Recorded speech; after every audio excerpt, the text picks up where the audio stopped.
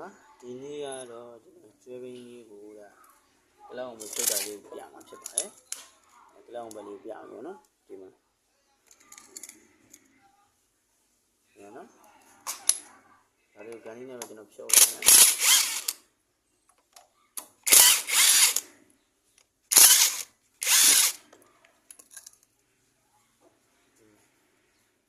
ကြီးတွေပေါ့နော်ဒါတော့ခွဲရမယ်ပဲ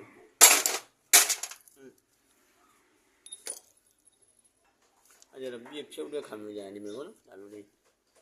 လေးဝယ်လို့ရတယ်ပေါ့နော်ဒါလေးနဲ့ဆိုရင်အဆင်ပြေတယ်တူရဲစိုးနေလည်းပြေးရမှာလို့ပေါ့နော်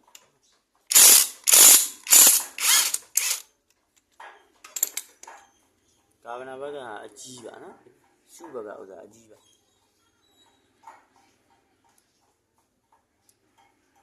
ါဆိုတော့သူတို့စိုးဝါးနေတယ်နော်ဒီ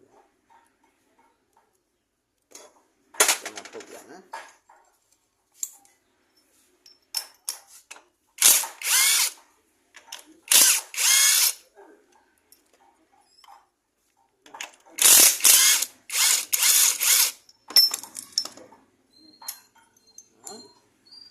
တော့လေးလုံးနေဒီမှာစပလင်ကတော့6ခုပါနော်တစ်ခုနှစ်ခုသုံးခုလေးခု5ခု6ခုအဲ့ဒါဒီထဲမှာလေးဟောပါနော်အဲ့ကောင်ကျတော့ဒီရနဲ့မဟုတ်တော့ဘူးဒီမှာအသေးနဲ့ဖြစ်သွား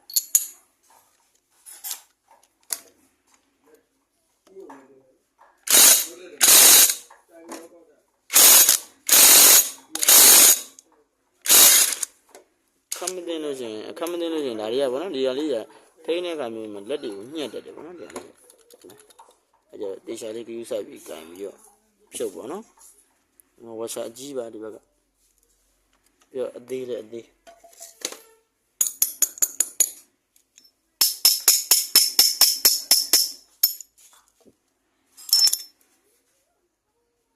ဘက်ကဝါရှာအပါလေးဒီမှာ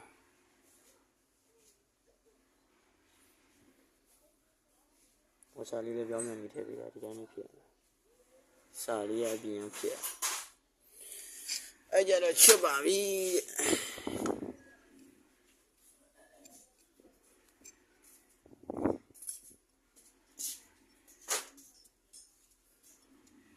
ဒါလေးကိုကြောက်လေးနေပဲကလန်းလိုက်မယ်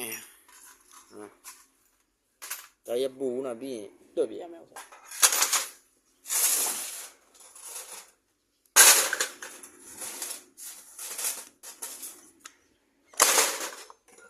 ဒီကြရင်တော့ဒီမှာပါချွတ်လိုက်ပါပြီရန်ကိုကောင်းတယ်ချေးကြီးပြပြီဒါလေးကအရင်နဲ့ဒီနောက်က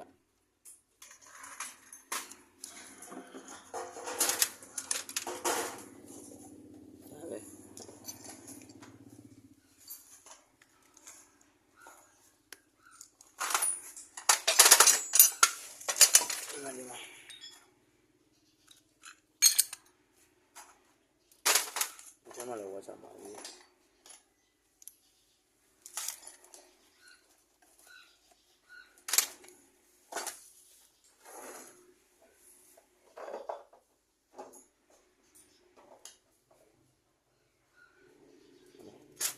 လောက်ပါပဲ